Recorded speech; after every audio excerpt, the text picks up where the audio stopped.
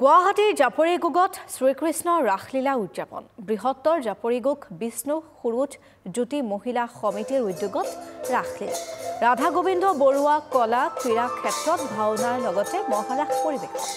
৮-৯ নৱেম্বৰত দুদিনীয়া কাৰ্যসূচীৰে অনুষ্ঠিত বৰ্ণাঢ্য কাৰ্যসূচী আৰু আমি পৰিৱেশ দৰ্শকসকলক দেখুৱাই গৈছে ৰাস মহোৎসৱক কেন্দ্ৰ কৰি চৌদিশে উখল মাখল পৰিৱেশে বিৰাজ কৰিছে আৰু এয়া পৰিৱেশ হৈছে মহানগৰীৰ জাপৰিগোগ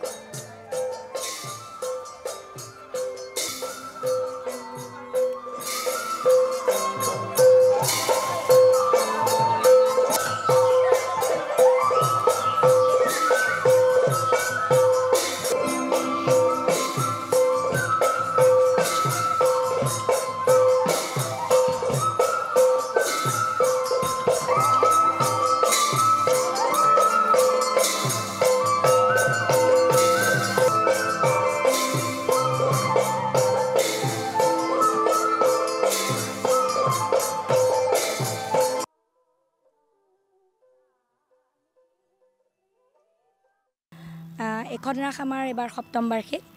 বৃহত্তৰ জাপৰিগোগ বিষ্ণু সুৰুজ জ্যোতি মহিলা সমিতিয়ে আমি আয়োজন কৰোঁ আৰু এখন ৰাস আচলতে আমি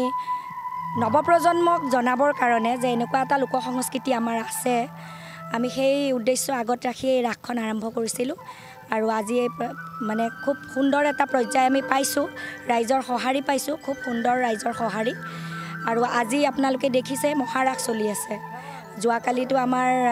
শ্ৰদ্ধাৰ হিয়াৰ আমঠু জুবিন গাৰ্গৰ শ্ৰদ্ধাঞ্জলি অনুষ্ঠানেৰে আমি ৰাস মহোৎসৱ এবাৰ আৰম্ভণি কৰিছিলোঁ খুব ৩০০ মানুহে একেলগে মায়াবিনী গাইছিলে তাৰপিছতে কিছু কম্পিটিশ্যন আমি পাতিছিলোঁ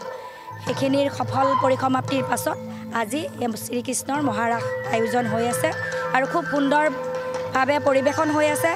ৰাইজৰো খুব সুন্দৰ সঁহাৰি পাইছোঁ